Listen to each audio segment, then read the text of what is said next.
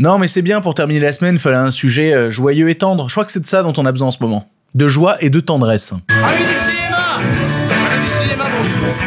Bonjour à tous et toutes et surtout à ceux et celles qui ne sont pas d'accord aujourd'hui dans le pire podcast cinéma. Quand l'extrême droite attaque la culture, tel est le nom du communiqué de la Société des réalisateurs et réalisatrices de films, tirant la sonnette d'alarme avec le film récent Quelques jours pas plus. Pourquoi toutes ces attaques? Je vous explique tout. À côté de ça, le Festival de Cannes annonce ses derniers films en sélection officielle. Ça fait beaucoup là, non? Oui, tout à fait. Mais il y a des choses super à l'intérieur. Dans la partie audio, 3 morceaux, un compositeur, aujourd'hui Trent Reznor. Et dans la partie vidéo, les trailers sympas ou non qu'il ne fallait pas rater. Oui, on va parler de Deadpool et Wolverine. Et bien entendu, il y aura la question du public bronzé et une auditrice qui viendra nous parler du Scorsese que je n'ai toujours pas vu. Et voilà, c'est le pire podcast cinéma avec vous.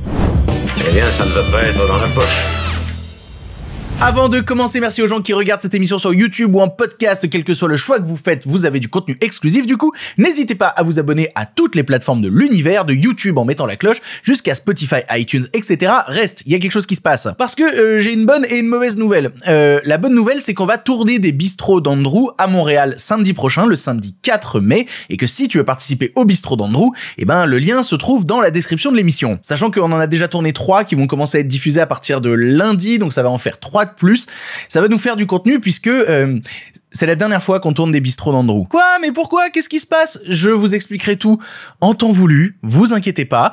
Mais pour l'heure, sachez donc que le tournage de samedi prochain, samedi 4 mai, c'est la dernière fois qu'on tourne des bistrots d'Andrew. Donc si jamais tu veux y participer, c'est un peu maintenant ou jamais. Donc voilà, si tu es à Montréal et que tu es dispo samedi 4 mai, n'hésite pas à remplir le formulaire pour participer au dernier tournage des bistrots d'Andrew. Et nous, on sera là et on parlera de cinéma. Et ce sera sympa. En attendant, commençons avec l'émission quand même parce que le pire podcast cinéma, c'est 3 fois par semaine, les lundis, mercredis et vendredis à 7h du matin pour ne rien rater de l'actualité de le cinéma. Et on commence tout de suite avec le gros sujet du jour. Respect et robustesse, Caius C+. Alors, les nouvelles sont bonnes?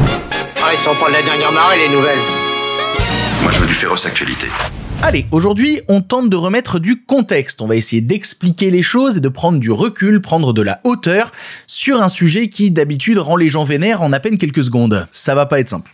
Non, ça va pas être simple. Il y a quelques semaines, je vous parlais d'un film sorti le 3 avril en France et qui s'appelle Quelques jours pas plus. Un film réalisé par Julie Navarro et avec dans les premiers rôles Camille Cotin et Benjamin Biolay. Le pitch, je vous le rappelle, on suit un ancien journaliste critique rock qui va découvrir le journalisme de terrain et notamment l'évacuation d'un camp de migrants. Sur place, il va tomber amoureux d'une responsable d'association et, étant sous son charme, va accepter d'héberger un jeune Afghan. Voilà, ça c'est le pitch de base.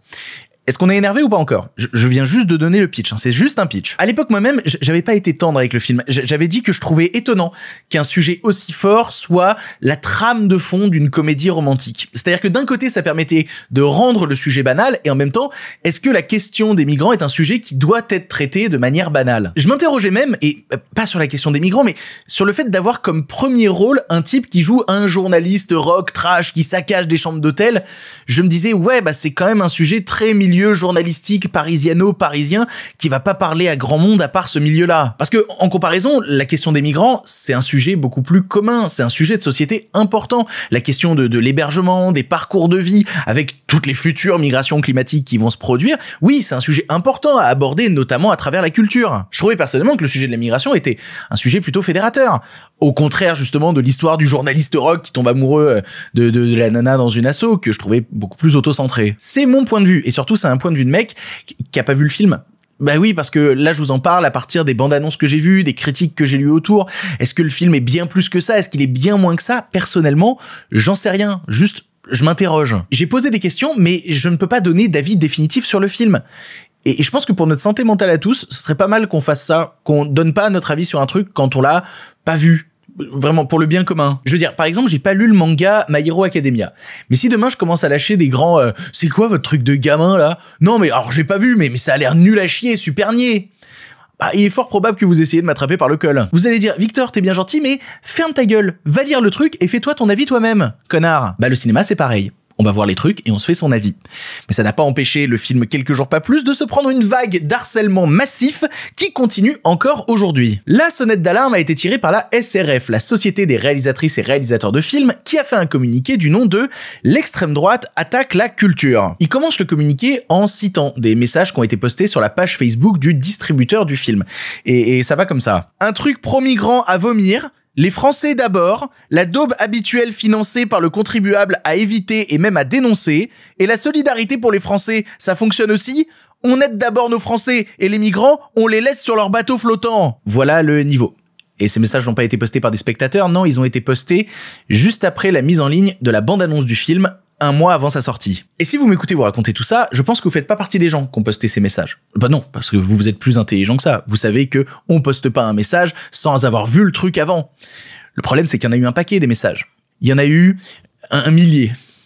Voilà, oui, non, ça fait beaucoup. Et ça s'est pas cantonné aux messages sur Facebook. La page Allociné du film a été prise d'assaut par aussi un paquet de gens qui sont allés noter le film bien avant sa sortie, avec des notes allant de 0 sur 5 à 1 sur 5. Et tout ça en boucle, avec comme but de pourrir le référencement de la page en question. Et le problème, et c'est ce que soulève la SRF, c'est que c'est pas la première fois que ce genre d'événement se produit. Ils balancent la liste, hein. Amine de Philippe Faucon en 2016, Rodéo de Lola Kivoron et Les Engagés d'Émilie Fraiche en 2022, Les Rascals, Ma France à moi, Avant que les flammes ne s'éteignent.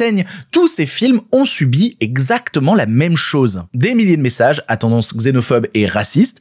Parce que oui, il faut dire les termes. Au bout d'un moment, vous avez vu les messages que je vous ai lus avant. Certains vont dire non, mais c'est du sous-texte. Le sous-texte, il est quand même bien présent. Il est pas dessous, hein. Et ensuite, des raids sur les différents sites de notation, ce qui a de véritables conséquences sur le milieu du cinéma ensuite. Parce que ouais, t'es exploitant de salle. Tu vois qu'un film se fait éclater comme ça. Tu te poses la question. Est-ce que je le sors dans mon cinéma ou est-ce que je le sors pas? Et puis même à côté, t'es producteur de film, tu vois ce qui se passe quand on aborde ce genre de sujet au cinéma, tu te poses la question. Est-ce que je donne 3-4 ans de ma vie à un film qui risque de se faire éclater de la sorte à sa sortie par des gens qui ne l'auront même pas vu? C'est de la haine aveugle. Et j'utilise pas le terme aveugle pour rien. Parce que je pense très sincèrement que si on voit ces films, ensuite on a le droit, parfaitement le droit de dire que, possiblement, ces films sont de la merde. Oui, on a parfaitement le droit de le dire. Par exemple, je citais Rodéo, c'est un film que j'ai bien aimé, que j'ai trouvé bien plus malin que sa communication, mais à côté de ça, j'ai pas particulièrement adoré au film Les Rascals, que je trouvais un peu gros sabot à plein de niveaux et qui, je pense, terminé par ce avec quoi il aurait dû commencer. Y a pas de mal à dire ça. Je veux dire, c'est pas parce que ces films abordent tel ou tel sujet qu'ils sont forcément incroyables. Non, ils sont peut-être mauvais. Voilà, c'est possible. Et puis à contrario, dans cette émission, vous m'avez déjà entendu défendre des films avec lesquels je ne suis pas du tout en accord politiquement. C'est-à-dire par exemple dans l'émission, j'ai déjà parlé de Bac Nord, que je trouve être un film actionneur policier vraiment réussi, assez brutal dans pas mal de ses séquences, notamment celle de l'attaque du château fort. Je trouve que la mise en scène de Gimnez est vraiment puissante. Mais est-ce que je suis d'accord avec son traitement de la réalité et la récupération politique qu'en a été fait après? Non. Bah non. Bah non, pas du tout. Mais c'est pas parce que je suis pas d'accord avec ce film que ça en fait un mauvais film. Tout simplement. Je veux dire, dans la précédente émission, j'ai passé un quart d'heure à vous expliquer à quel point j'aime Zack Snyder, alors que c'est le cliché du réac de droite qui insuffle ça à tous ses films. Ouais, mais la majorité de ses films, je les ai beaucoup aimés. Et à contrario, Vaincre ou mourir, le film du Puy du Fou, je l'ai vu. Et son problème, c'est pas que historiquement ou politiquement il est rincé. Non, son problème, c'est que c'est un très mauvais film. Avec du docu mal intercalé à l'intérieur, des scènes de bataille imbitables, un jeu d'acteurs aléatoire et des lignes de dialogue vraiment pompeuses pour rien. Non, c'est un mauvais film. Et ça me tue que ce soit les mêmes gens qui vont cracher sur certains films américains parce que ouais, telle scène de combat, elle est nulle, mais qui, à côté de ça, vont aller sucer Vaincre ou mourir, qui échoue à tous les niveaux en termes de cinéma. Mais bon, je vais pas taper dessus vu qu'ils pensent politiquement avec moi. Le cinéma est politique, je le répète en permanence ici. Et ça ne l'empêche pas de produire des œuvres intéressantes, quand bien même cette politique n'est pas la vôtre. La question que ça pose, elle est plus large en fait, et bon, tiens, c'est une question que je vais vous poser à vous. Est-ce que vous êtes capable d'apprécier un film qui ne pense pas comme vous? Je vais même aller plus loin que ça. Est-ce que vous êtes capable d'apprécier un film qui pense contre vous? Perso, c'est un exercice que j'adore. Je le trouve intellectuellement passionnant. Cette idée de me faire une sorte de débat tout seul entre moi et le film qui me pousse à m'interroger, oui, c'est une expérience que j'aime beaucoup. Mais quand tu lis les messages que postent les gens, Télérama a relayé l'article en question. Wouah! Bah non, les gens, ils ont pas envie de débattre, hein. Faire vos films de propagande remplaciste sans vous goinfrer sur nos impôts, c'est trop demandé.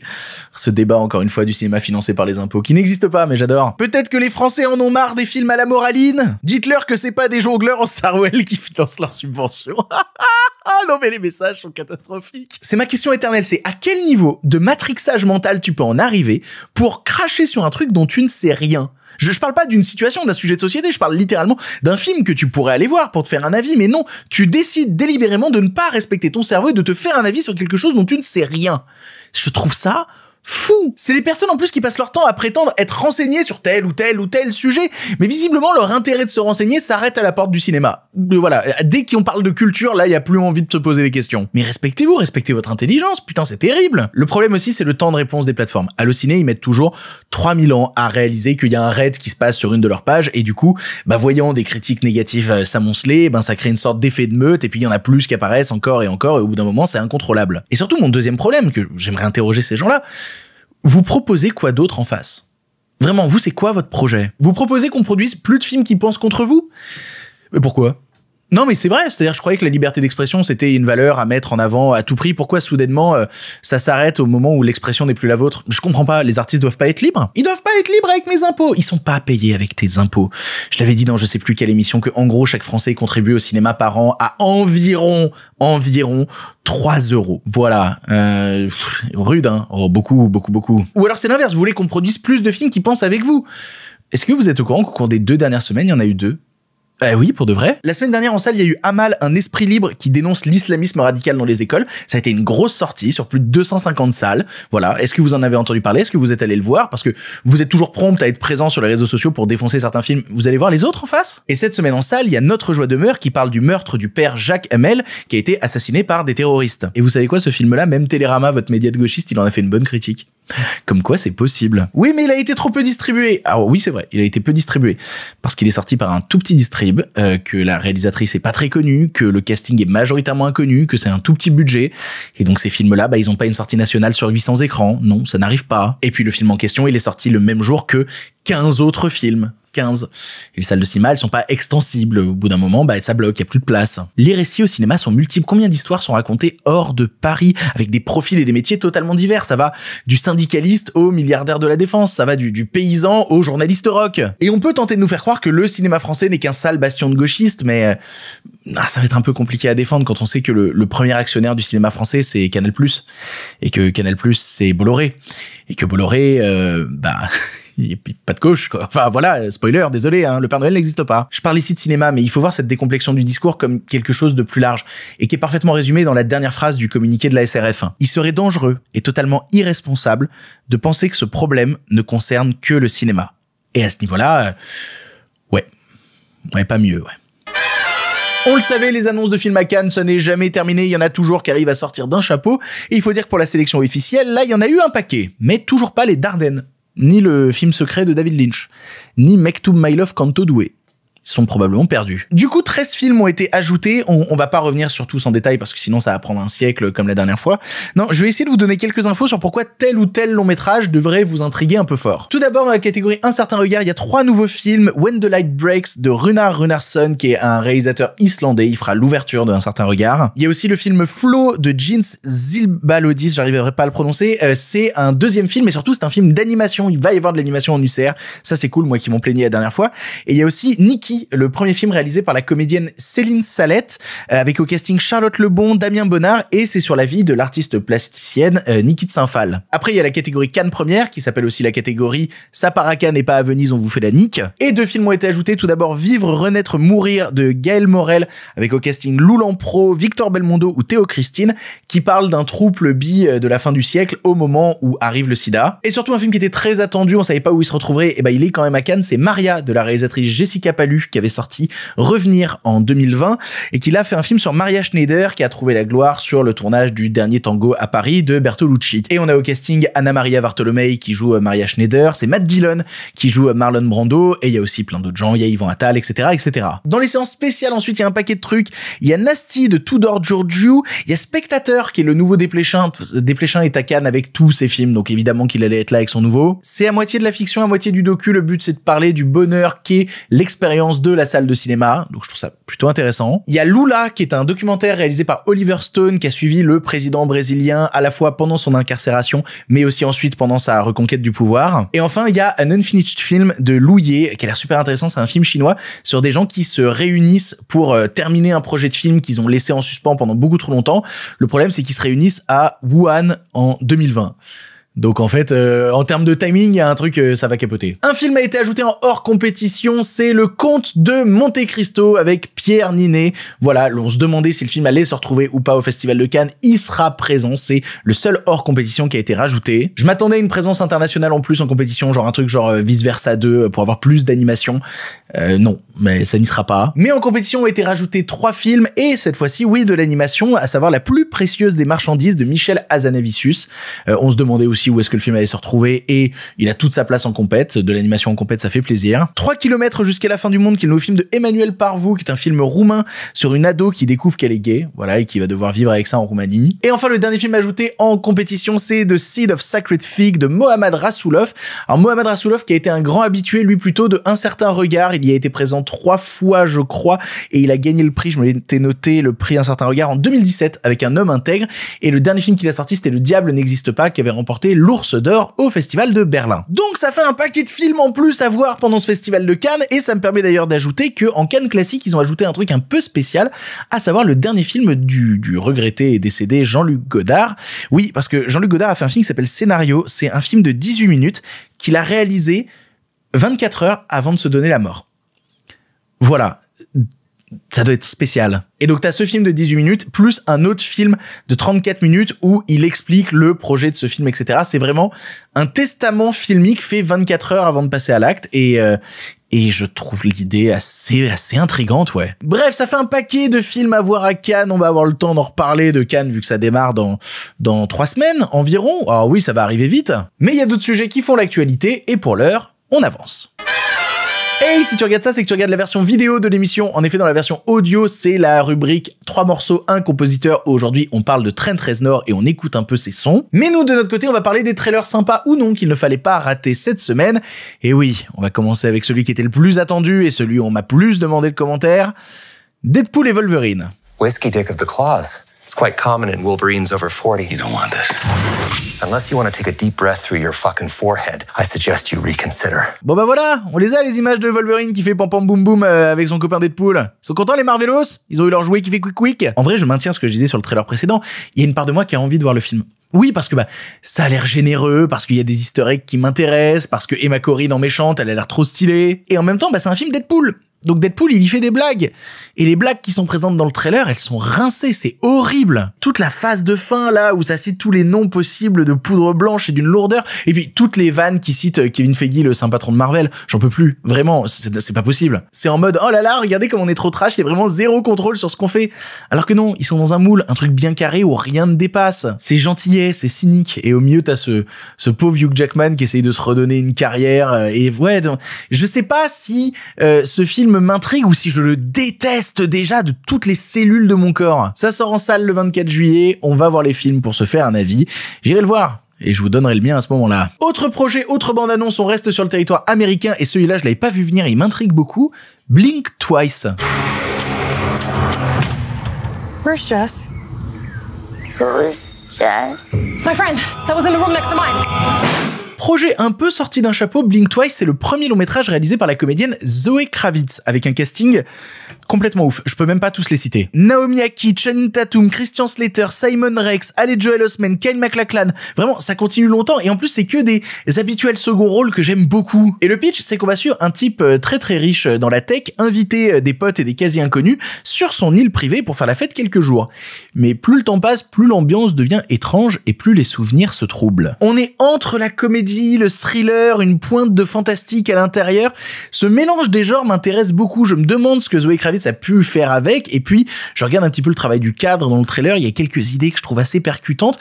L'ambiance me parle et j'ai très envie de voir ça. Et ce qui est fou, c'est que ça ressemble vraiment à un film qui sortirait que sur le territoire américain et pas en France, mais non, il y a une sortie française pour le film, ce sera pour le 21 août en salle, on finira l'été avec ça, on sera là pour le voir. Autre film, alors là c'est un film dont on a déjà beaucoup parlé, mais il faut quand même qu'on y remette une toute petite couche dessus, Longlegs. Oh, there she is.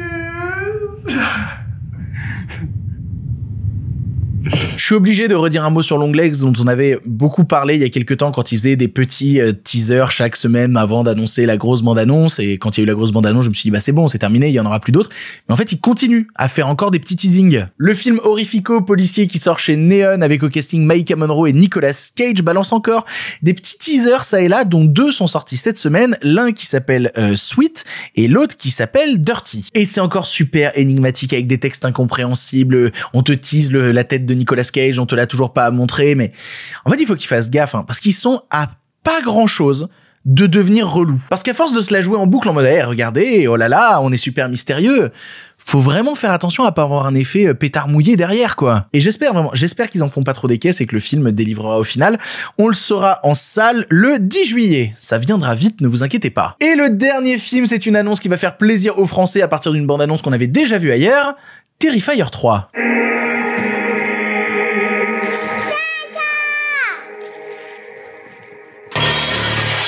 Alors la bande-annonce existe depuis quasiment 6 mois concernant ce Terrifier 3, mais là la bande-annonce dont on parle, c'est sa version française, parce que oui, Terrifier 3 va avoir le droit à une sortie française. Le splatter cradingue avec son clown psychopathe va même avoir le droit à une sortie quasi simultanée avec les US. Les US, c'est le 25 octobre et en France, ce sera le 30 octobre.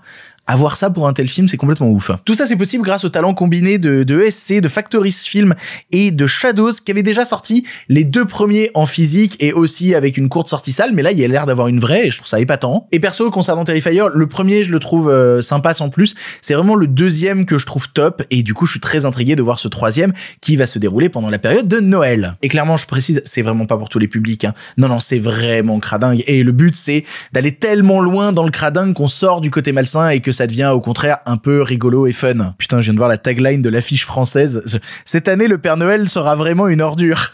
C'est drôle, en vrai c'est drôle. Et c'est d'ailleurs parfaitement en raccord avec notre sujet suivant dans la question du public.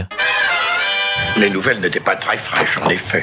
Il est l'heure de la question du public. Vous le savez, à chaque émission, je poste une story sur Instagram. Suivez-moi sur Instagram où je vous dis est-ce que vous avez une question sur l'actualité du cinéma? Et si vous en avez une, eh bien, n'hésitez pas à la poser et ensuite je réponds à la question si jamais j'ai un avis. Le plus simple, c'est de me suivre sur Instagram. Le lien est dans la description. Et aujourd'hui, la question nous vient de Joker73 qui demande Victor, un avis sur le possible retour du Splendide? Pourquoi pas, mais pourquoi faire? Le Splendide, normalement, vous connaissez la troupe de théâtre qui est ensuite passée au cinéma avec Les Bronzés, avec Les Bronzés font du ski, avec Le Père Noël est une ordure, avec Papy fait de la résistance, et qui est composé de Christian Clavier, Bruno Moineau, Michel Blanc, Josiane Balasco, Thierry Lhermitte, Marianne Chazelle ou encore Gérard Jugnot. Ils étaient réunis tous récemment pour faire la couverture des 75 ans de Paris Match. Il y a une vidéo d'ailleurs du shooting en question que je vous ai mis dans la partie source de cette émission. Je vous encourage vraiment à aller voir cette vidéo. Parce que la vidéo est plaisante, tu vois une bande de vieux copains se retrouver et se vanner avec une vraie sincérité pour le coup. Quand t'as Gérard Jugnot qui arrive en vélo et que Clavier lui fait des vannes là-dessus et tout, c'est plaisant, c'est touchant de les voir se marrer après tant d'années. Et du coup, Paris Match leur a demandé est-ce que vous aimeriez refaire un projet tous ensemble? Et la question a été un petit peu la même que d'habitude, à savoir ouais, mais pour ça, faut trouver le bon, quoi. Michel Blanc, lui, il a dit ok, mais pas Les Bronzés, parce qu'il déteste le 3e film. Et il a raison. Et il a ajouté en plus, on sait plus faire cet humour-là, c'était il y a bientôt 50 ans, le monde a évolué. Et vu qu'en plus ils arrivent jamais à se capter, Marianne Chazelle a dit derrière, ce qui serait chouette, c'est que quelqu'un écrive un scénario qui nous convienne. En gros, ils cherchent une impulsion externe et à partir du moment où tout le monde sera rassemblé autour d'un scénar, et ben démocratiquement, ils décideront de est-ce qu'ils le font ou est-ce qu'ils le font pas. Et il y en a un qui aimerait bien le faire, ce film-là en question, le nouveau roi de la comédie en France, à savoir Philippe Lachaud avec sa bande à Fifi. Il a dit clairement qu'il cherchait justement un projet qui permettrait de mêler sa bande à la leur, une sorte de gros multiverse de la comédie française. Il a juste pas encore la bonne idée. Et moi, qu'est-ce que j'en pense? Si c'est sous la direction de Lachaud, dont je déteste la quasi-intégralité des films, ouais, non, là, ça me chauffe pas particulièrement. Par contre, est-ce que j'ai envie de voir tous ces comédiens réunis à nouveau pour faire un long métrage? Oui, carrément. Parce qu'ils sont tous incroyables. Outre Moineau, qui a une carrière plus discrète, tous ces gens font quand même partie des comédiens français qui, en termes de comiques, sont les plus forts et les plus talentueux qu'on a actuellement. Et je suis très sérieux là-dessus. Balasco, je suis amoureux d'elle depuis que j'ai vu Trop belle pour toi. Vraiment, elle a un phrasé, une manière de délivrer son texte qui me perce le cœur à chaque fois. Marianne Chazelle, elle a des choix de carrière qui sont absolument désastreux, mais elle a toujours une candeur à l'image, quelque chose de touchant, de quelque chose de naïf qui est plaisant, même encore aujourd'hui. Thierry Lhermitte, il a troqué l'image du beau gosse baiser pour celle du papy sympa avec un certain flegme, et ça marche pas mal. Le vrai papy sympa, ça reste aujourd'hui Gérard Jugnot, qui a un capital sympathie naturel absolument immense, et qui en même temps sait aller dans le plus méchant, dans le plus plus sarcastique. Et je l'aime beaucoup là-dedans. Il faut que je revoie Papy fait de la résistance. Il est fou à l'intérieur. Vous inquiétez pas, c'est français. C'est la police française, madame. Le meilleur comédien de la bande, c'est Michel Blanc. Ça, il y a trop de films qui le prouvent. Il y a une dizaine d'années, il avait fait L'exercice de l'État. Depuis 10 ans, ça ronronne un peu plus sa carrière, mais il a quand même une présence qui est ultra marquante. Et Clavier, c'est le plus drôle de tous. Alors, attendez. Je déteste quasi tous les films dans lesquels il a joué ces 15 dernières années. Mais en termes de tempo comique, ce mec est imbattable. Même dans les pires films avec les pires dialogues, il a des mimiques, il a un ton, il a une manière de poser ses blagues qui fait que tu le regardes faire, tu te dis putain mais il est juste trop fort. Oui, je suis en train de défendre Christian Clavier. Ah non mais attends, tu peux être super et jouer pendant des années que dans des merdes. Hein. C'est un peu le résumé de sa carrière depuis un moment. Hein. Même le dernier film de Bertrand Blier qui est pas ouf, Convoi exceptionnel, t'as une scène où c'est juste un monologue de Christian Clavier qui est filmé en plus assez serré. Il a pas de moyen de bouger, vraiment. Il est juste assis par terre, on filme que sa tête et il délivre ses lignes pendant 15 minutes et c'est la meilleure scène du film. Elle est brillante, cette scène. Il est trop fort. Le film, lui, bon, il est pas ouf. C'est un film d'1h20 où il faut faire sauter la moitié. 40 minutes achetées, donc ouais, c'est un peu compliqué à regarder. Mais oui, tous les voir réunis, je suis trop chaud. Vraiment, je suis trop chaud. Et vas-y, Philippe, let's go, crée la magie. Mais crée un bon film, surtout. Surtout ça. Vraiment, c'est le plus important, Philippe. Pour le cinéma, monsieur Leblanc, pour le grand écran, pas pour la petite lucarne. Allez, un film pour finir et on remballe. Vous le savez, à chaque fin d'émission, je termine en vous parlant d'un film que j'ai apprécié ou non. Et le vendredi, c'est pas moi qui parle de film, non. C'est un auditeur ou une auditrice qui vient prendre la parole. Et pour ça, il lui a suffi d'envoyer un audio d'environ 3 minutes à l'adresse mail lepirepodcastciné@gmail.com. Tu envoies un audio d'environ 3 minutes, tu parles du film que tu veux, récent ou non. Et après, j'écoute tous les audios et je me dis, tiens, celui-là, est-ce qu'il est intéressant? Est-ce que celui-là un peu moins? Voilà, je me renseigne et après, j'en sélectionne un. Et il y a un truc qui a failli bloquer l'auditrice d'aujourd'hui, c'est qu'en fait, elle a oublié dans son audio de dire le nom du film. Juste, elle en a parlé et j'ai compris quel film c'était ensuite, mais elle a oublié de dire le nom du film. Mais elle avait un certain ton qui me plaisait, il y avait une passion qui se dégageait de son discours. Je me suis dit, je la garde. Elle s'appelle Daya et j'ai compris avec le temps que le film dont elle parle, c'est The Irishman. Hello le Pire Podcast, hello Victor, hello à tous. Merci pour ce petit temps d'expression qui est accordé aux auditeurs du Pire Podcast. Alors moi, s'il y a un film dont je veux parler absolument, c'est un film qui est tombé sur Netflix pendant le Covid. Il y a eu 2 avant-premières, il me semble, au Film Festival de New York et au Festival des Lumières de Lyon. Ensuite, on a eu la chance de le voir sur Netflix. C'est un film de 3h19. Beaucoup ont décrié la durée. Oui, non, mais ça, il dure trop longtemps. On n'a pas envie de se poser sur un canapé pendant 3h19 à mater un film. C'est un film merveilleux de Scorsese. Enfin, 3h19 bloqué dans un ascenseur, c'est long, je vous l'accorde, mais 3h19 devant cette pépite, c'est un ressenti d'1 heure, quoi. C'est comme la météo, tu vois. Il fait 27, ressenti 20. Il faut absolument le regarder. C'est un film merveilleux qui réunit quand même un casting de ouf, à savoir Robert De Niro, Joe Pesci, Al Pacino, Harvey Keitel, Stephen Graham, Jesse Plemons. C'est l'histoire de la rencontre entre Russell Bufalino, qui est un membre de la mafia italienne, avec Frank Sheeran. Frank Sheeran qui n'est autre qu'un camionneur, un pauvre camionneur qui travaille à Philadelphie dans les années 50. Cette rencontre va vraiment marquer son histoire et va être un tournant dans l'histoire de Frank Sheeran, puisque de simple camionneur, il va passer à tueur à gages pour la mafia italienne. C'est la rencontre aussi entre, surtout la rencontre entre Frank Sheeran et Jimmy Hoffa. Jimmy Hoffa qui est le patron du syndicat des camionneurs à l'époque à Philadelphie, le syndicat des Teamsters, qui est très connu. Et de là va naître toute cette histoire qui est portée par Robert De Niro et Al Pacino et Bobby Cannavale de manière brillantissime.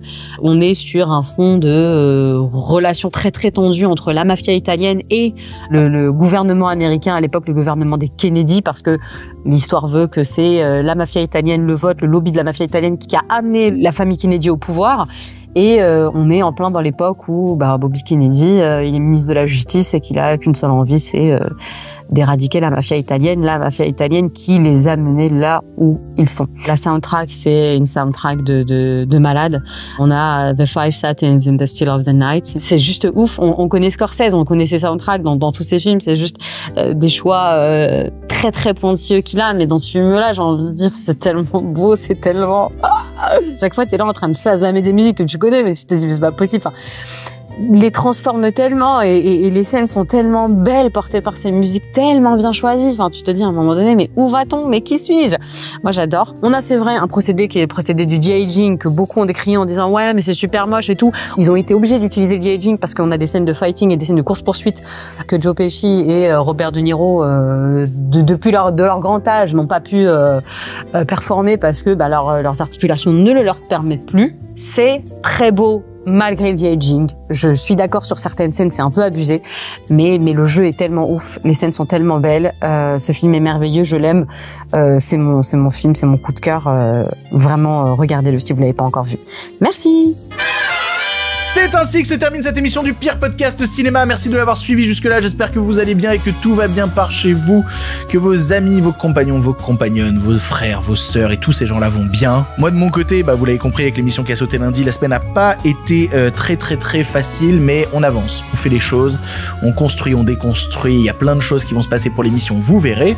En attendant, on se retrouve lundi pour le pire podcast cinéma parce que ça continue. Pour l'instant, c'est terminé. Si vous en voulez encore... Non mais oui, bien sûr, mais c'est fini cette histoire-là. Par contre, la prochaine fois, avec plaisir.